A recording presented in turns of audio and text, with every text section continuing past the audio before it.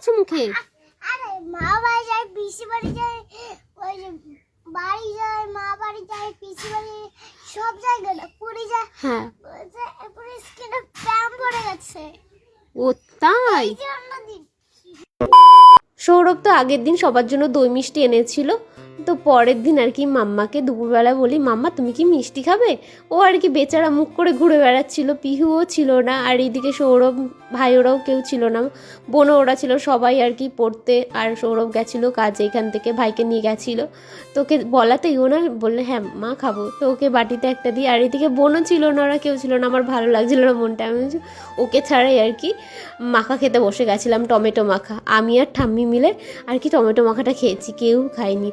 অনেকগুলো টমেটো আর কি মাখা করেছিলাম, আর খুবই টেস্টি হয়েছিল খেতে। আমার ঠাম্মা মাখিয়েছিল, আমার ঠাম্মা ভীষণ ভালো মাখে। তো ভালো করে সবটা কেটে কুটে দিয়েছিলাম, ঠাম্মা আর কি মেখে দিয়েছিল।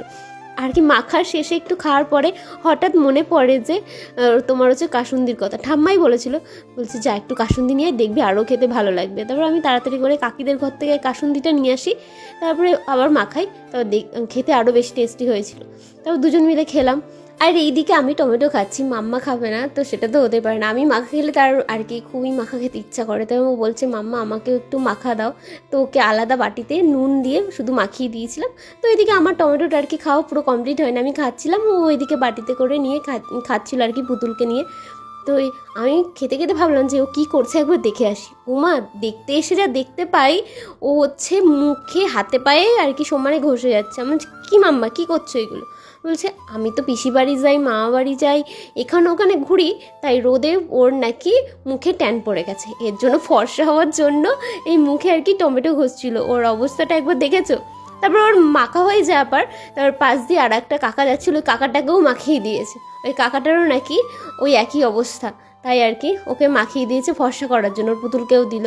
এবার এইদিকে আমার মা তো রান্না করছিল, তোমরা দেখলে, মা আবার আমার জন্য শাকের ঝোল, ডাঁটা চচ্চড়ি এগুলো করছিল। আমি মাকে বলেছিলাম যে এগুলো একটু রান্না করো আমার জন্য, তো আমার পছন্দের আর কি সবই রান্নাবান্না হচ্ছিলো। তো বসে বসে মা এদিকে রান্না করছিল আর আমি এদিকে বসে বসে খাচ্ছিলাম। তো প্রথমে খেলাম টমেটো মাখা, তারপর আবার মা করলে হচ্ছে শাকের ঝোল, সেগুলো খেলাম, ডাঁটা চচ্চড়ি খেলাম। তারপর এইদিকে আবার মা আবার ডিম সেদ্ধ বসিয়েছিল। তার এইদিকে ডিম সেদ্ধ ছাড়ানোর অবস্থাটা দেখো, তার দাদা আর সে ডিম সেদ্ধ ছাড়াতে বসে গেছে। দাদার কপালে আর কি মেরে মেরে ফাটিয়ে আর কি ডিমটা ছাড়াচ্ছিল, ফোনে দেখেছে এইভাবে ফাটাতে, সে তার মাথা দিয়ে ভাবো কি বুদ্ধি সব বেরোয়।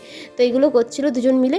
তারপরে আমি আবার ডাঁটা চচ্চড়ি খেতে বসে গেলাম, মার ততক্ষণ হয়ে গেছিলো। তারপরে আমরা খাওয়া দাওয়া সেরে মাম্মাকে একটু ঘুমটুম পাড়িয়ে বিকেলের দিকে আমরা একটু রাস্তায় আর কি ঘুরতে আসি।